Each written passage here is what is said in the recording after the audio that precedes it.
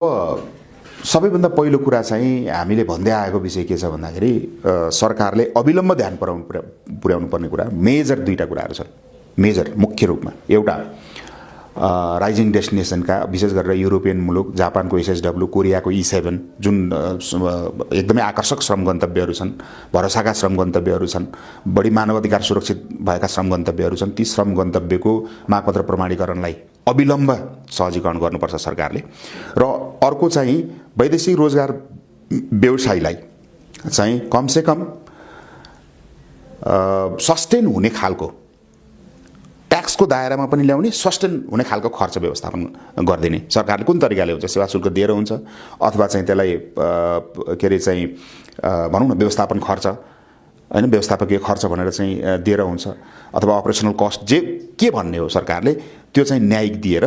अनि त्यसपछि पनि गलत गर्ने